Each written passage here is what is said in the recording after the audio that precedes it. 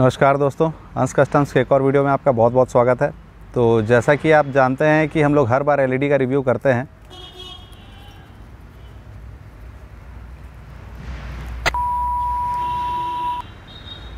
नमस्कार दोस्तों, अंश कस्टम्स के एक और वीडियो में आपका बहुत बहुत स्वागत है।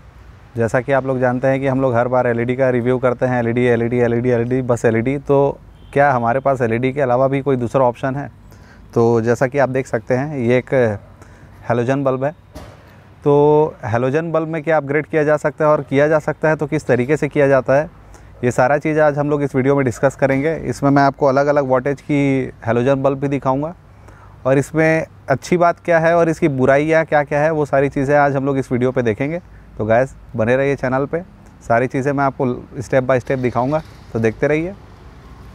सो गाइस चलिए सारी चीज़ों को स्टेप बाय स्टेप देखते हैं। तो सबसे पहले है हमारे पास ये स्टॉक हैलोजन बल्ब। आप देख सकते हैं इसमें लिखा भी है 55 वाट 60 वाट। तो ये 55 वाट लो बीम पे जलती है और 60 वाट हाई बीम पर जलती है। तो इसमें और ये दूसरी वाली एक और मैं आपको दिखाता हूँ, ये है 190 वाट की, मतलब लो बीम पर 90 वाट और हाई बीम पर 100 वाट की। एक और ऑप्शन आता है, आप इसको लो मान लीजिए, फिर इसके बाद ये मीडियम मान लीजिए और ये है इसका हाई वर्जन। इसके ऊपर फिर कोई बल्ब नहीं आती है। आप इसमें देख सकते हैं 100 130 वाट। तो इन सब में अंतर क्या होता है, क्यों इसको 100 130, ये इसको 100 90, इसको 55 60 क्यों बोलते हैं? तो सारी चीज़ों को स्टेप बाय स्टेप देखते हैं। अब आप दोनों को देख सकते हैं ध्यान से। आप दोनों में अगर ध्यान से देखेंगे तो आपको देखेंगे कि ये वाला जो कॉइल है और इसमें की जो कॉइल है शायद आपको एक जैसा ही लग रहा होगा, पर इसकी मोटाई धीरे धीरे बढ़ रही है ये वाले में।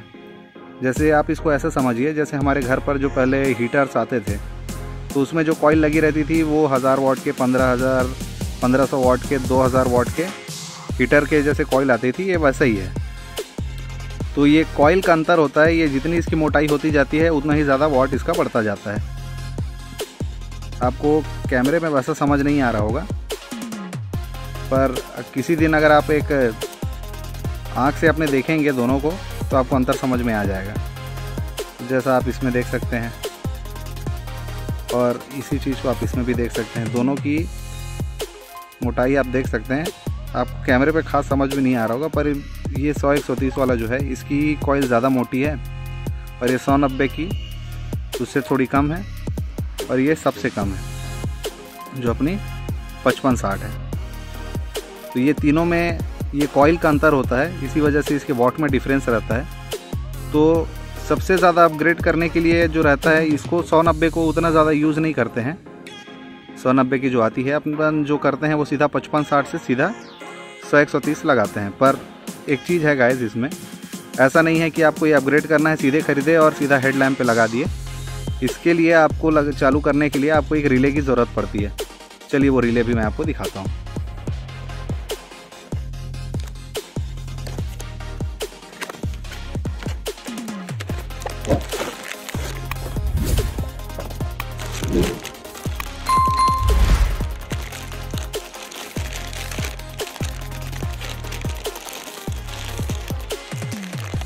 सो गाइस ये एक सील पैक रिले है, जैसा कि आप देख सकते हैं।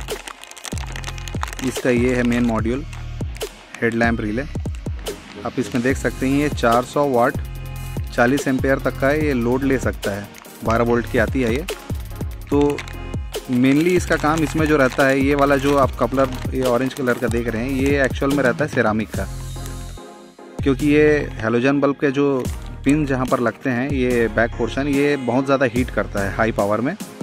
तो जनरली कायदे से ये तो एक कॉइल पर ही ये डिपेंड करता है, कॉइल जितना मोटा होगा हीट उतना ज़्यादा जनरेट करेगा ये।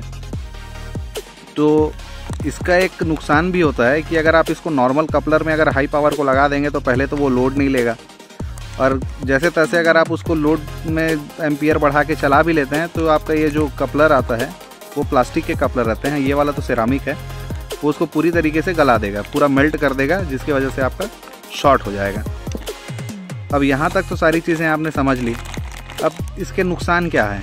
नुकसान अगर देखेंगे तो मैं अभी आपको दिखाता हूँ इसका नुकसान क्या होता है। तो इसका नुकसान है ये, आप देख सकते हैं इसमें कि जो बीच में इसकी जो फिलिंग रहती है सिरामिक की वो इसमें नहीं है। और ऐसा नहीं है कि इसको खोद के निकाला गया है, ये बहुत लंबे समय से चलने की वजह से इसका बीच का सिरामिक पूरी तरीके से गर्म होकर निकल गया है, टूट के पूरी तरीके से निकल चुकी है।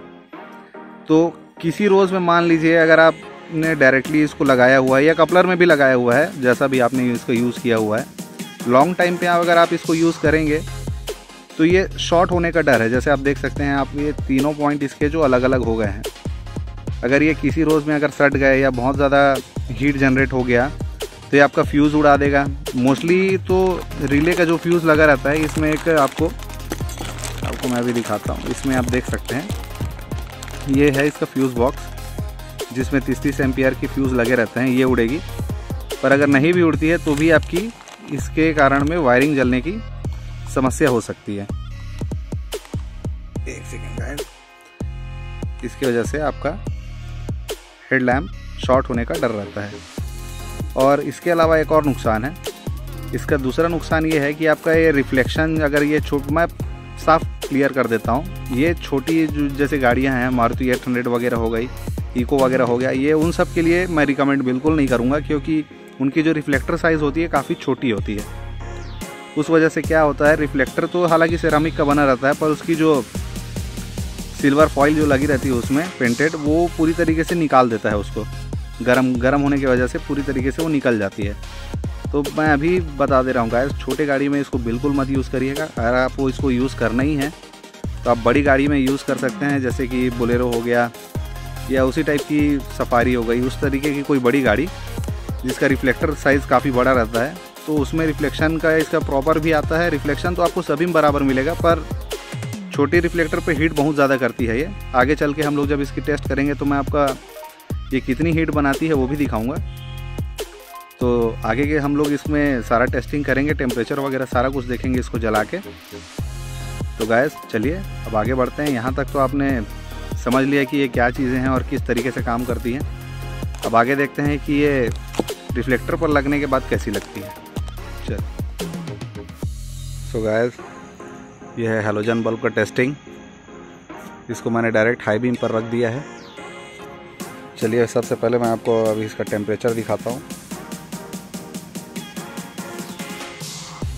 ये आप देख सकते हैं, ये अभी अपनी स्टॉक हैलोजन बल्ब है 5560 की, और ये अभी सीधा 60 वाट हाई पावर पे जल रही है। चलिए पहले इसका टेम्परेचर ले लेते हैं। अभी आप देख सकते हैं ये 35 डिग्री दिखा रही है। अभी जस्ट मैंने इसे स्टार्ट किया है। चलिए अब आपको इसका ल्यूमन दिखाता हूँ। ये पहली बार ऐसा होगा कि हमने ये नॉर्मल हैलोजन का ल्यूमन टेस्ट किया है।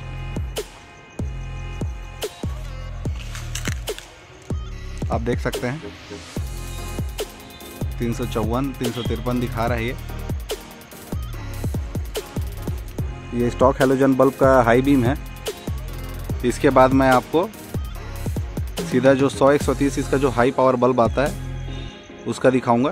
चलिए एक बार और इसका टेम्परेचर ले लेते हैं।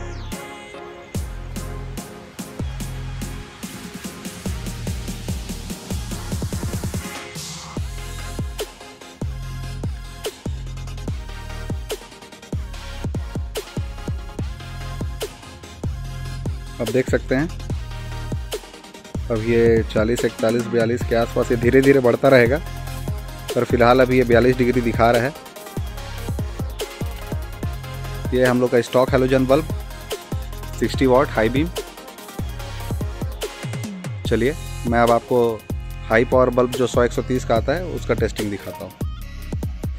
सो गाइस, ये है 100-130 हाई पावर बल्ब। तो सबसे पहले हम लोग चलिए इसका एक टेम्परेचर लेते हैं।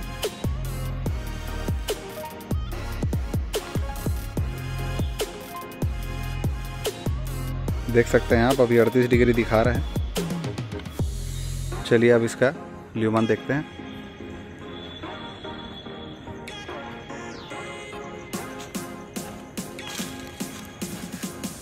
ये आप देख सकते हैं 665 के आसपास ये जा रही है। ये सीधा हाई बीम है, 130 वाट हैलोजन बल्ब,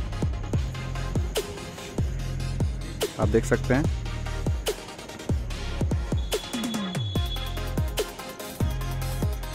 तो जैसा कि आप देख रहे हैं, पर इसका नुकसान आप देखेंगे जैसे ही मैंने इसे स्टार्ट किया, आपने इसका टेम्परेचर देखा और अभी इसका एक बार और टेम्परेचर देखिए।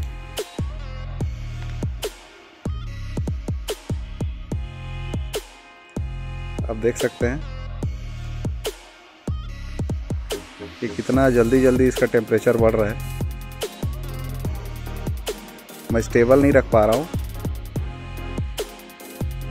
फिर भी ये अराउंड 90 के आसपास पहुँच गई है।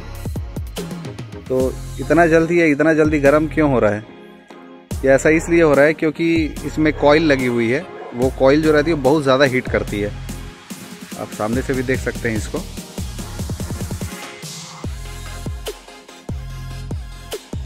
ये कितनी तेज़ है आप देख सकते हैं।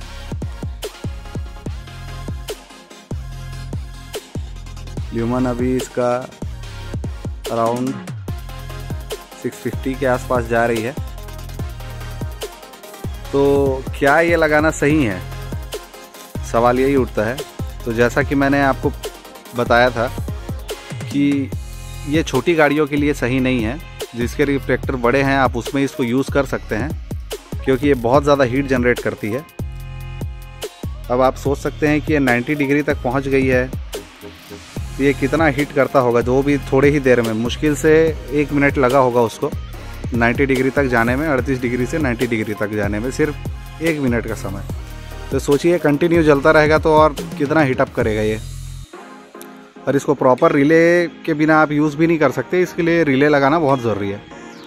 सो गाइस, इतने एफर्ट के लिए प्लीज़ सब्सक्राइब करिए। लाइक करना तो आपको पड़ेगा ही, और बाकी एक रिक्वेस्ट और है गाइस, प्लीज़ आप इसको शेयर भी करें। जितना ज़्यादा आप इसे शेयर करेंगे उतने ही लोगों तक ये बातें पहुंचेंगी। वीडियो अच्छी लगी हो तो प्लीज़ नेक्स्ट टाइम के लिए मिलते हैं दोस्तों अगले वीडियो में। थैंक्स फॉर वॉचिंग हंस कस्टम्स।